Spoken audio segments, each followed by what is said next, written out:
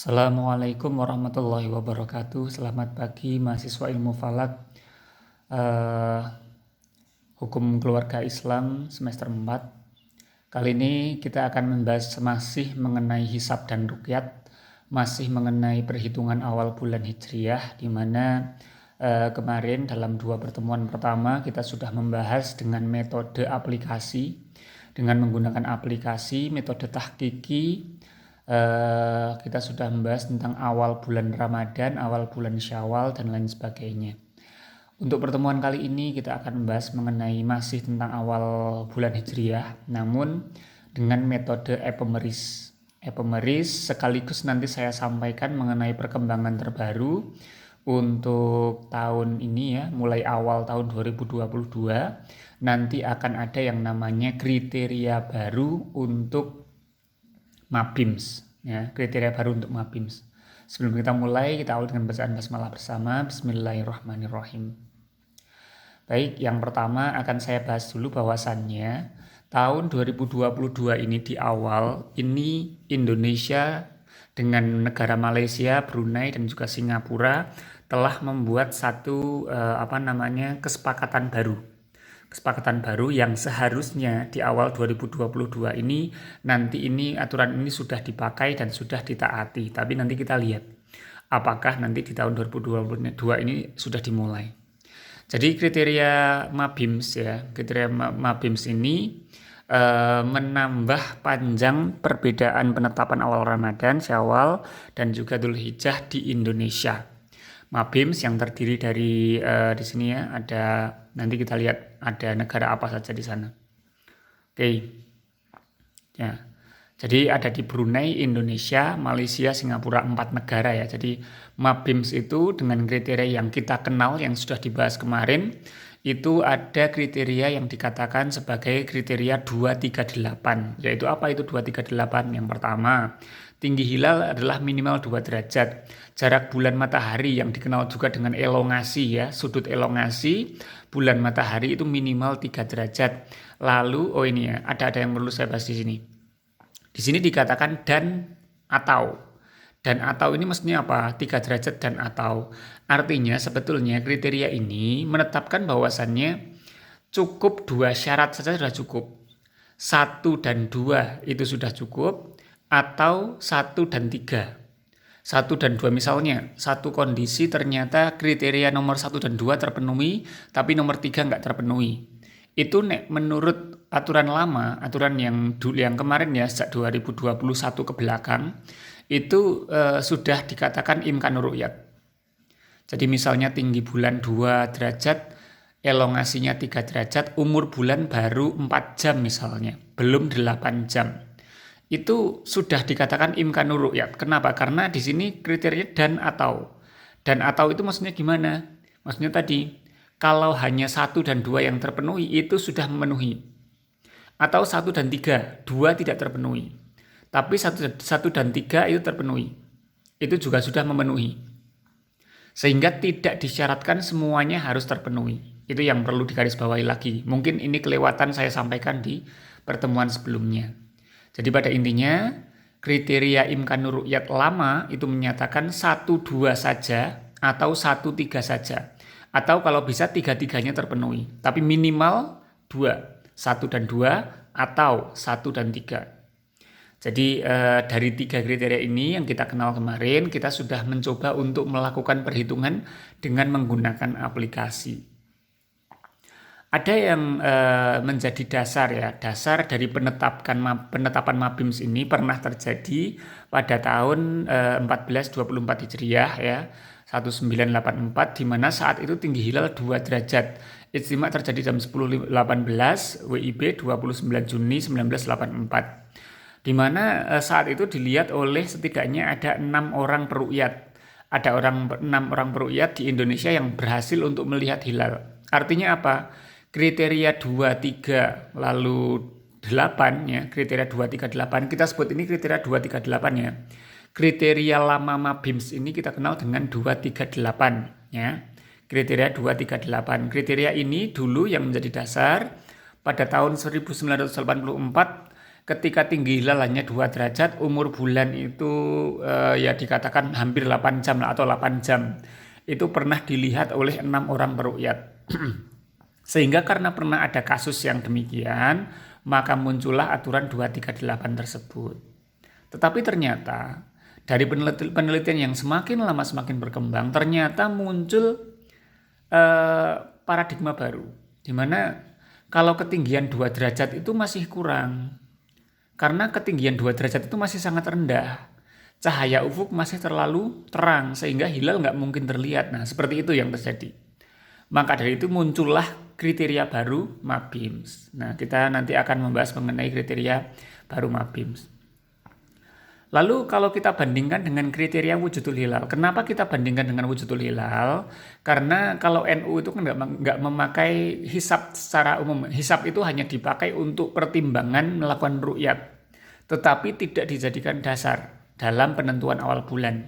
Kalau NU itu pakainya kan ru'yatul hilal, maka kita bandingkan dengan wujudul hilal, hisab wujudul hilal yang dilakukan oleh Muhammadiyah. Dilansir dari muhammadiyah.or.id ya. Muhammadiyah.or.id, di sini dikatakan bahwasannya ketika tanggal 29 pada bulan Hijriah ternyata diamati telah terjadi istima atau konjungsi sebelum terbenam matahari. Lalu yang kedua, bulan terbenam setelah terbenamnya matahari, berarti matahari dulu terbenam baru disusul oleh bulan terbenam. Lalu saat matahari terbenam, hilal berada di atas ufuk, artinya ketinggiannya plus. Mau berapapun jumlahnya, berapapun ketinggiannya, mau 1 derajat, 0,1 derajat, yang penting sudah plus, sudah di atas ufuk. Maka kalau menurut kriteria wujudul hilal, sebagaimana yang kita bahas juga kemarin, besoknya sudah tanggal 1, tanpa mempertimbangkan ruqyat. Itulah kriteria wujudul hilal Muhammadiyah. Nah, dari kalau kita berbicara sekarang mengenai PBNU, dengan keputusan nomor 311 ya 1994, bahwasannya untuk menetapkan awal bulan itu Komariah, khususnya Ramadan, Syawal dan Dzulhijjah yang kaitannya dengan peribadatan yang paling penting dalam umat Islam, NU menggunakan ruqyatul hilal bil fi'li. Kita sudah membahas ini. Bil fi'li yaitu melihat hilal dengan langsung di lapangan segera setelah matahari terbenam pada hari ke-29 atau malam ke-30 setiap bulan hijriahnya.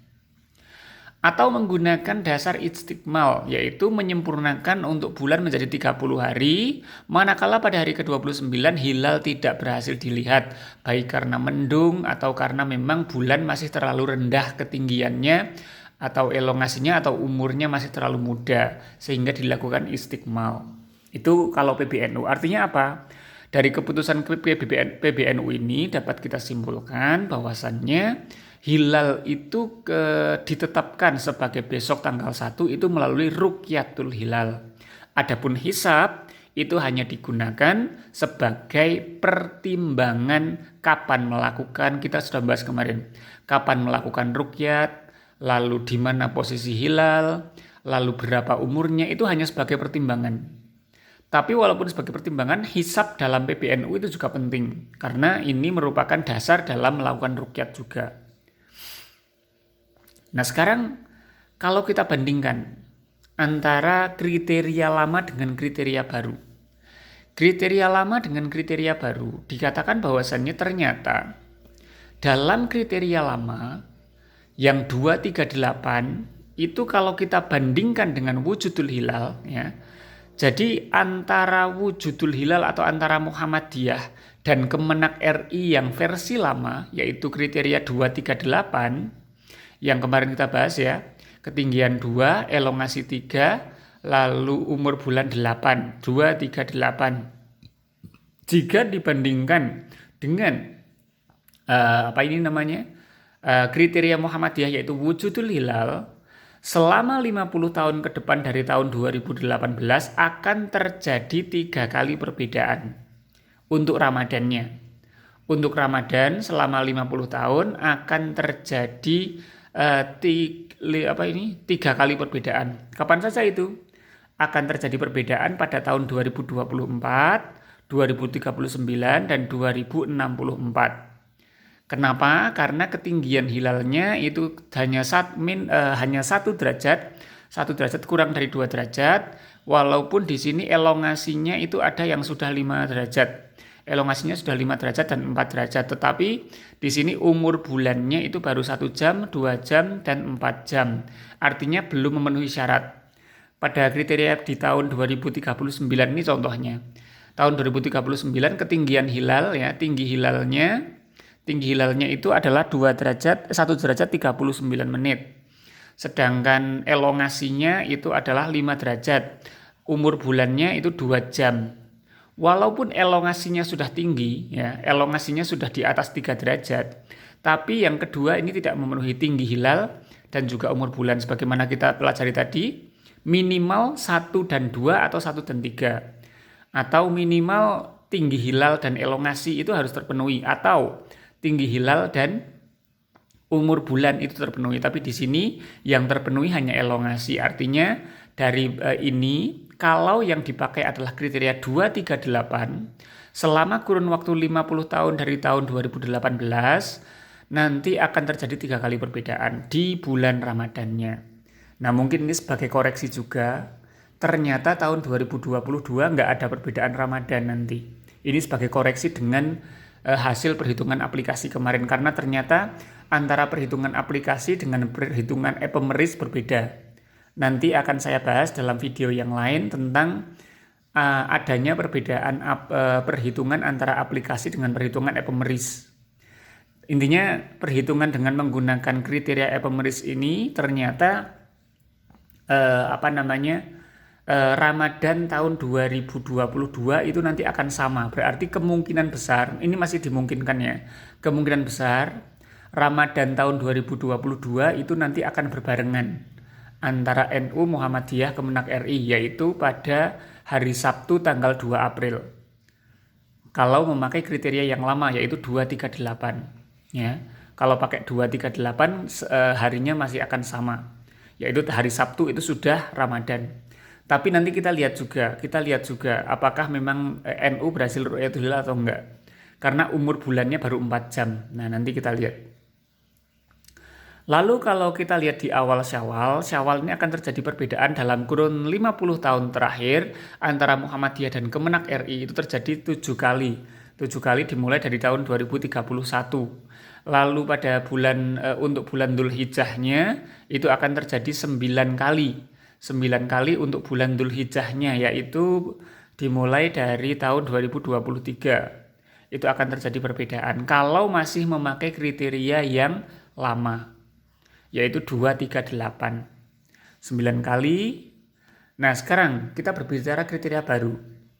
Kriteria baru Imkanur Ru'yah itu sekarang sudah tidak lagi 3. Kalau tadi kan ada 3 kriterianya, yaitu tinggi hilal, elongasi, lalu umur bulan. Tetapi kalau kriteria baru yang sebagaimana saya dengar dari beberapa komunitas baik di grup Asosiasi Dosen Falak Indonesia maupun Lembaga Falak Jawa Tengah, itu yang saya dapatkan Imkanur Ru'yat Mabims yang baru itu menganut hanya 2 kriteria.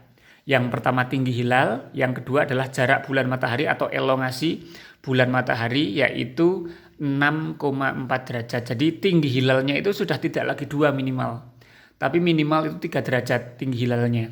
Lalu jarak antara bulan dan matahari tidak lagi 3 derajat tapi 6,4 derajat. Ini kriteria baru yang menurut informasi akan dianut pemerintah RI mulai awal 2022 ini. Nah, nanti kita lihat apakah Ramadan ini nanti pakai kriteria baru atau kriteria lama. Kalau pakai kriteria baru, maka bisa dipastikan nanti antara pemerintah RI dengan Muhammadiyah akan berbeda. Kalau NU bagaimana? Nanti kita lihat ada yang bisa lihat hilal atau enggak. Karena NU itu pakainya ru'yat, hisabnya itu sebagai perbandingan. Dan kalau pakai kriteria baru yang ini, maka yang terjadi apa? Yang terjadi adalah yang pertama, akan terjadi perbedaan Ramadan kriterianya itu 3 kali perbedaan. 6 kali perbedaan, di mana kriteria lama itu 3 kali, artinya penambahan 3 kali yang dimulai pada tahun ini yaitu tahun 2022. Tahun 2022 itu tinggi hilal itu 2 derajat, elongasinya 3 derajat 55 menit walaupun umur bulannya 4 jam lebih 22 menit. Yang ini kita sudah membahas kemarin. Tapi yang berbeda adalah kalau di aplikasi kemarin itu elongasinya 0 derajat, tapi di sini elongasinya 3 derajat 55 menit. Jadi memang kalau pakai aplikasi komputer yang di falakiyah.nu.or.id itu sering terjadi kesalahan. Maka harus hati-hati memang pakai aplikasi ya. Yang paling enak itu memang pakai buku Ephemeris. Nah nanti akan saya bahas tentang bagaimana penetapan dengan menggunakan buku Ephemeris dalam menetapkan awal bulan Hijriah, terutama Ramadan, Syawal, dan Dzulhijjah. Jadi pada intinya kalau pakai kriteria baru, di mana di sini kan syaratnya ada 2. Syarat untuk untuk kriteria baru ini adalah tinggi hilal minimal 3 derajat, elongasinya minimal 6,4 derajat. Yang dikenal dengan aturan 3 dan 6,4. Kalau tadi 2,38, kalau sekarang dikenal dengan 3, 6,4. Itu aturannya. Dalam aturan 3, 6,4 itu terjadi 6 kali perbedaan Ramadan yang akan diawali di tahun ini di Ramadan tahun 1443 kalau pakai kriteria baru, saya tekankan lagi. Jadi kalau misalnya pemerintah RI di tahun ini, di awal tahun ini nanti sudah pakai kriteria baru, yaitu kriteria 3, 6,4, maka hampir dipastikan antara pemerintah RI dengan Muhammadiyah akan terjadi perbedaan Ramadan. Artinya Muhammadiyah akan lebih dulu, yaitu di tanggal 2 April, lalu untuk pemerintah RI nanti akan melakukan Ramadan di tanggal 3 April atau hari Minggunya. Jadi Muhammadiyah hari Sabtu, awal Ramadan, pemerintah RI di hari Minggu tanggal 3. Kalau NU bagaimana? Kalau NU menunggu hasil hisab. Hisabnya lihat atau enggak, itu NU. Dari hasil ini kita dapat menimbulkan bahwasanya ternyata kriteria baru itu menimbulkan lebih banyak perbedaan. Kalau yang tadi kalau pakai kriteria lama itu terjadi perbedaan antara Muhammadiyah dengan pemerintah RI selama 3 kali. Kalau untuk kriteria baru itu 6 kali. Bagaimana kalau Syawal? Kalau Syawal dari tahun 2018 sampai 2065, kriteria baru ini nanti akan menimbulkan 11 kali perbedaan yang akan dimulai pada tahun 2023. Jadi nanti tahun 2023 itu nanti lebarannya bisa berbeda. Jika pemerintah RI sudah menganut kriteria baru Mabims, yaitu 3, 6,4. Nah nanti kita tunggu nanti di sidang isbat. Apakah Kemenak RI sudah pakai kriteria lama atau masih pakai sudah pakai kriteria baru? Kalau bulan Dzulhijjah bagaimana? Bulan Dzulhijjah nanti akan terjadi 14 kali yang semula hanya 9 kali kalau pakai kriteria lama. Jadi akan terjadi 14 kali yang dimulai pada tahun ini, tahun 2022. Artinya apa? Artinya kalau pemerintah RI tahun ini sudah pakai kriteria baru yaitu 3, 6,4, maka tahun ini Ramadan dan Dzulhijjah, bodo besarnya, lebaran adhanya, Idul Adhanya nanti akan berbeda antara pemerintah RI dengan Muhammadiyah. Biasanya sih NU itu nanti kemungkinan besar akan mengikuti pemerintah RI karena ru'yah itu sulit sekali dilihat kalau tingginya hanya 2 derajat. Artinya kemungkinan besar NU itu nanti ngekornya akan berbanding lurus dengan pemerintah RI. Dan kemungkinan nanti artinya apa? Antara Muhammadiyah dengan NU dengan pemerintah RI akan terjadi perbedaan antara Ramadan dan juga Dzulhijjah. Walaupun semua tetap didasarkan atas ru'yat kalau NU. Semua akan kita lihat setelah dilakukan ru'yat dan setelah dilakukan sidang isbat. Yang pada intinya tadi, kalau kalau pemerintah RI sudah memakai kriteria baru di tahun ini, maka hampir dipastikan 99% setelah sidang isbat nanti, Ramadan dan Dzulhijjah atau awal puasa dan lebaran Idul Adha dan juga lebaran hajinya itu akan terjadi perbedaan antara pemerintah dengan Muhammadiyah. Kalau lebaran Idul Fitrinya masih akan sama. Dengan catatan tadi, kalau pemerintah RI sudah memakai kriteria baru di tahun 2022. Tapi kalau masih pakai kriteria lama, maka otomatis ya belum terjadi kan gitu. Belum terjadi, tidak seperti ini. Di tahun 2022 ini nanti masih akan sama. Nah, sekarang dari sini bisa disimpulkan Ramadan kalau pakai kriteria lama itu akan terjadi 3 kali perbedaan dari 50 tahun dihitung dari 2018. Kalau pakai kriteria baru nanti akan terjadi 6 kali perbedaan. Untuk Idul Fitri kalau pakai kriteria lama nanti 7 kali, kalau pakai kriteria baru nanti 11 kali. Kalau Idul Adha kalau pakai kriteria lama 9 kali, kalau pakai kriteria baru nanti 14 kali. Itu rangkuman mengenai kriteria baru Mabims yaitu 36,4 yang semula 238. Semoga update ini bisa menjadi bahan Anda dalam ketika nanti mungkin Anda membahas mengenai yang kemarin ya. Kita sudah membahas kemarin dari awal sampai akhir, pertemuan pertama sampai ke-4. Ternyata pada pertemuan kelima ini kita mendapati fakta baru bahwasannya pemerintah RI kemungkinan besar awal tahun 2022 ini tidak lagi memakai aturan 238, tapi nanti di awal 2022 nanti sudah pakai kriteria baru, yaitu kriteria hanya 2 kriterianya, bukan 3 lagi. Hanya 2 kriteria, yaitu kriteria tinggi hilal dan jarak elongasi bulan matahari yang dikenal dengan aturan 364. Perubahan dari 238 menjadi 36,4. Oke, saya kira itu untuk kriteria baru Imkanur Ru'yah update awal tahun 2022. Semoga bisa menjadi pertimbangan Anda dalam sama-sama kita belajar menuntut ilmu mengenai bagaimana penetapan awal bulan Hijriah, yang mana update terbaru di awal 2022 ini kemungkinan akan terjadi perubahan kriteria untuk pemerintah RI bersama dengan 3 negara yang lain, yaitu Brunei, Malaysia, dan juga Singapura. Saya kira itu nanti akan saya lanjutkan kembali dengan video tentang penjelasan bagaimana perbedaan antara kriteria menggunakan aplikasi dengan kriteria menggunakan buku e-pemeris. Kurang lebihnya mohon maaf. Assalamualaikum warahmatullahi wabarakatuh.